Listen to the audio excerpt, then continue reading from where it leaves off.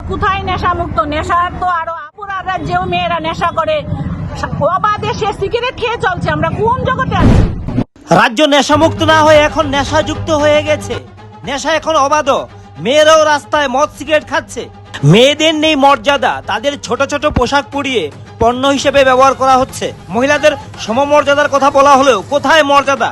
শুধু মুখে মুখেই সমমর্যাদা। 9 দফা দাবি নিয়ে এই কথাগুলি বলেছেন বাঙালি মহিলা সমাজের সচিব।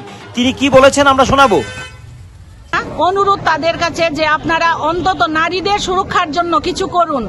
আমরা এভাবে কত মরবো? যেরকম মরছে শিক্ষিত মহল, এরকম মরছে আমাদের মতো নিম্নবিত্ত মহল।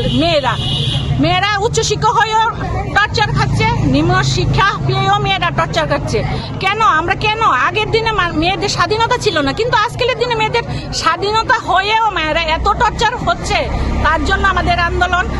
অশ্লীল বিজ্ঞাপন, মেয়েদের দিয়ে কোম্পানি অশ্লীল ড্রেস পরিয়ে বিজ্ঞাপন দেয়, এগুলা আমাদের জেনারেশন দেখছে, আমাদের বাচ্চারা দেখছে। এগুলা বন্ধ করতে হবে, অবিলম্বেই বন্ধ করতে হবে। মদের অবাধ লাইসেন্স, এখনই দেখছি সারা শহরে শুধু মদেরই লাইসেন্স দেওয়া হচ্ছে। বলছে নেশামুক্ত দেশ রাজ্য আমরা গর্ব। কোথায় নেশামুক্ত? নেশার তো আরো আবাদ, স্কুলে কলেজে। এখন দেখি আমাদের ত্রিপুরার রাজ্যেও মেয়েরা নেশা করে, অবাধে সে সিগারেট খেয়ে চলছে। আমরা কোন জগতে আছি? এইরকম জগৎ তো ছিল না।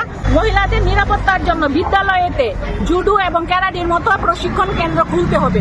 না হলে মেয়েরা যদি শক্তিশালী না হয়, তাহলে মেয়েরা প্রটেক্ট করতে পারবে না ছেলেদের সঙ্গে। আর সব ছেলে খারাপ না, আমি সব ছেলেকে খারাপ বলছি না।